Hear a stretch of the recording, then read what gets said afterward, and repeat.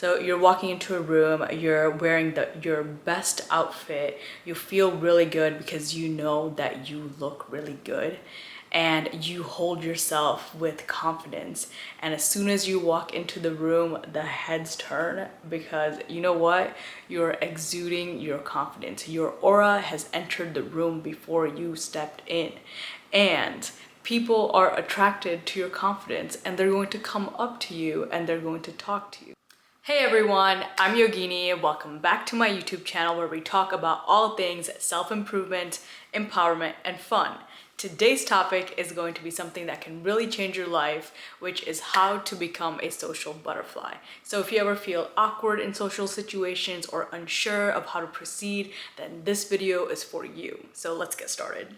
So what does it mean to be a social butterfly? Well, a social butterfly is typically someone that is comfortable, that is confident, and that is someone that enjoys interacting with other people. But don't worry, that doesn't necessarily mean that a social butterfly is the life of the party all the time. It just means that they are very engaging, very approachable, and very genuine. So, how can you be on your way to becoming a social butterfly? Well, step one is to build your confidence, and building confidence is the key to being social. So, for example, when you're at a party and you look around, the people that love connecting to others and that love talking to others are always going around from person to person, sharing their stories and having a great time, laughing and everything. Whereas some of the more introverted people are just watching and observing because they're hesitant to approach the different personalities in the room. And they might be feeling a little bit insecure about anything from like their looks, the way that they talk, anything. And so I used to be like that before I got to high school. I was always in my head, and then I was scared about what all the other people thought of me, from literally the way I looked, the way I dressed, and even, God forbid, if I stuttered or if I said some like sentences wrong or something. Yeah, those were the days. But after high school, I blossomed into a social butterfly. And after so many years of being very, very extroverted, I've realized the one thing that is really key is your confidence. You need to wear confidence like it's a luxury piece of clothing that you are ready to show to the world, because people will not get enough of you if you do that. So whatever you're talking about, talk about it with confidence, and people will remove whatever initial negative judgment they had about you when they first saw you. That's because they know that you know your self-worth, and that whatever that they're thinking about you doesn't matter to you, and that is very, very attractive. So how can you get there? How can you boost your confidence? Well, here are some tips. So step number one is to have positive self-talk, and this can be done through affirmations like, I radiate confidence and positivity. I am enough the way that I am. I deserve to be treated with kindness and respect. I am strong, I am resilient, and I'm courageous. And these positive affirmations are just reminding you that you are an interesting person and that people do want to come and talk to you. You just needed that little boost, that little pep talk. That's what the positive affirmations are for. So, after your positive self-talk, you want to focus on your body language, because your body speaks way before any words ever come out of your mouth. And so when you enter a room, your aura, people sense your aura as you come into the room. So you can't be you can't look like you're insecure. You gotta stand tall, you gotta make eye contact, you gotta smile, you gotta radiate that confidence too. And that really is going to attract a lot of people to you. And then tip number three is for you to dress comfortably. If you don't look good, you're not going to feel good. And if you don't feel good, your self-esteem is going to be low. And if your self-esteem is low, then you are not going to be confident. So it is very important for you to look good. So make sure to have your best dress, jewels, clothing, purse, whatever it is.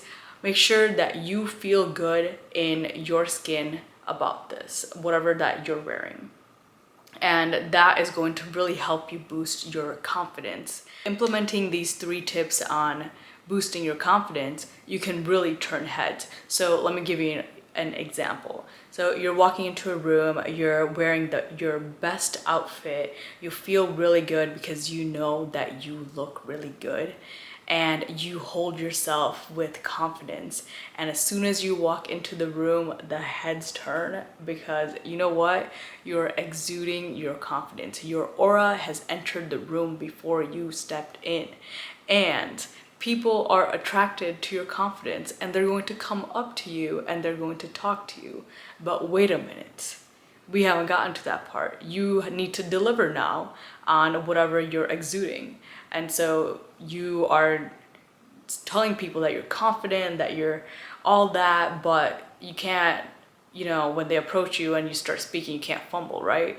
So that leads me to step 2, which is mastering the art of self-talk. Small talk is the gateway to deeper conversation. So here's how you do it. Number 1, you ask open-ended questions.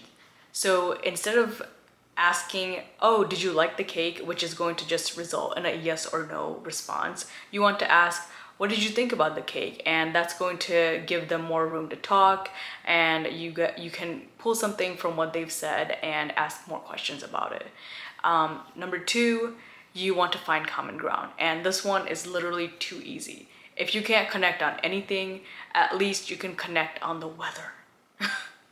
Literally, you can talk about, oh, it was terrible weather outside today. I wanted to go to the park, but it was raining and stuff, and just like you can make small talk with that. So the weather is really common, I know, but it could be a mutual friend, an event that you guys attended together, anything, the food at the party. Oh my God, I always love talking about food because I'm a foodie at heart. But yeah, so stuff like that, find common ground. And number 3 is that you need to actively listen to what the person is saying. You need to smile, you need to nod, and you need to make sure that they know that you are paying attention, because people do notice, okay? Trust me, people notice when you are not paying attention, because your eyes are glazed over or you're staring at something behind them, and then they look to see what that is, and all of a sudden they realize that you're not actually interested in whatever they have to say, and then the conversation dies and they go away. Well, you don't want that to happen. So you need to make sure that you're actively listening and you're present in the moment when the person is talking to you. And you can from that you can just pull some things that they've said, and you can continue the conversation along by asking more and more questions. So now that we know a little bit more about how to, master the art of self-talk, let's go back to the example that we had earlier. So you're dressed really nice, you're turning heads, and people are starting to approach you, and now you need to talk to them. And this can be a little bit more nerve-wracking for some people. And so it's really simple. You start by introducing yourself. It's like, hey, I'm Yogini, you are, and then they introduce themselves, and literally this is a blank slate, okay? You could not go wrong. Like, you can talk about anything and everything, like I had said.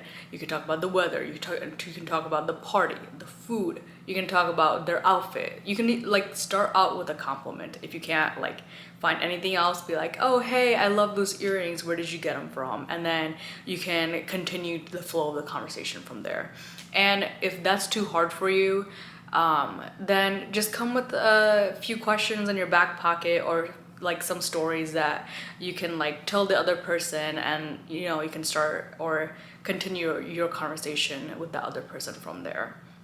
So there's that. And then if you want to have a deeper conversation and not just a 10-minute small talk conversation, you want to find something that intrigues both of you. So the first 5-10 minutes, you're just talking about surface level things, and then you realize that there's something that you guys really actually have in common, and you guys can build a deeper conversation off of that.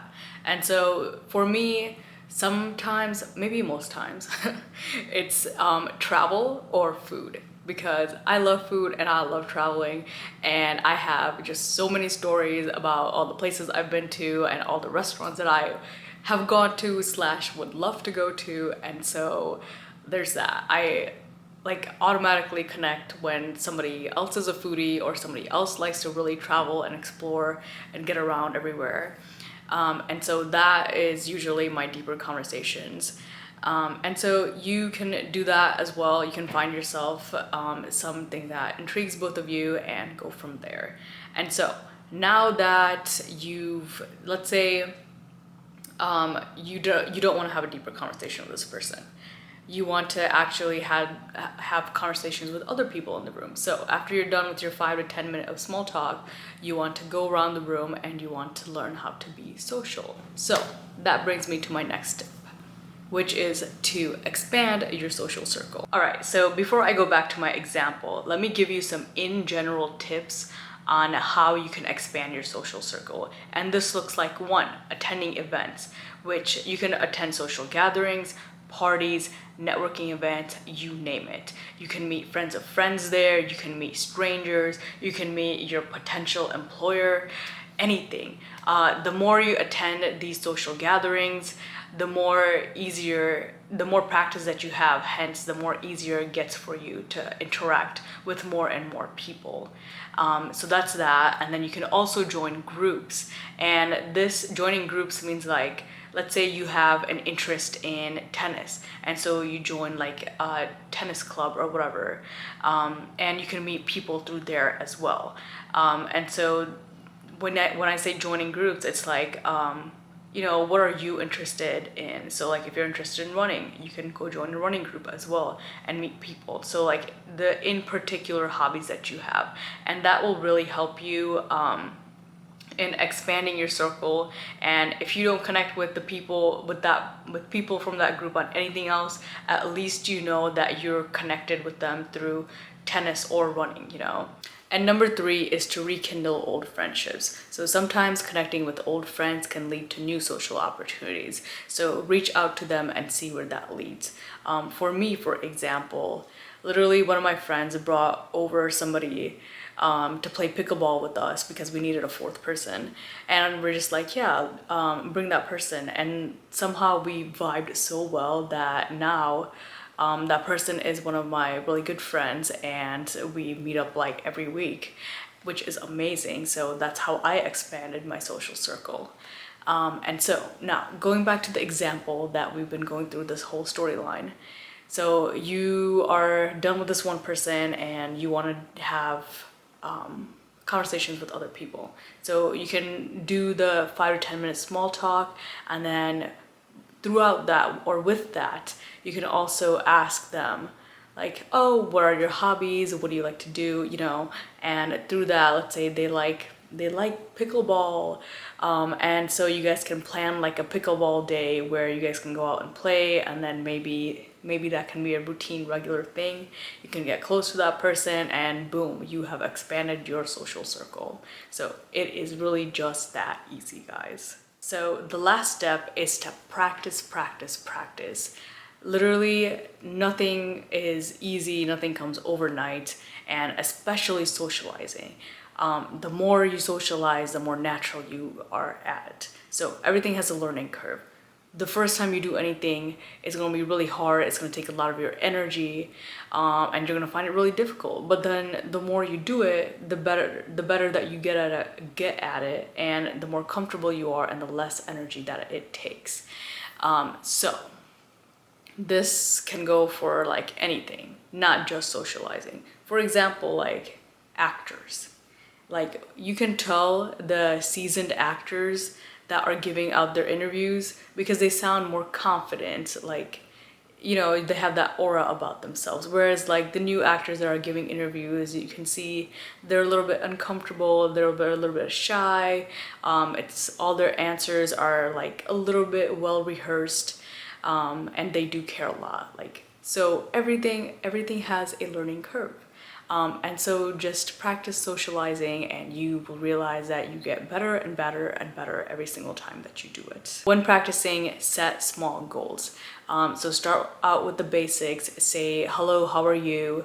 And this could be to a coworker or somebody that you've met at the gym, and build to if I'm in a conversation. So that's a small goal. And then after that, you can be like, oh, let me set up a 10-minute conversation, or like how I can go deeper, you know? And so that brings me to step 2. You want to reflect and learn on what you're doing.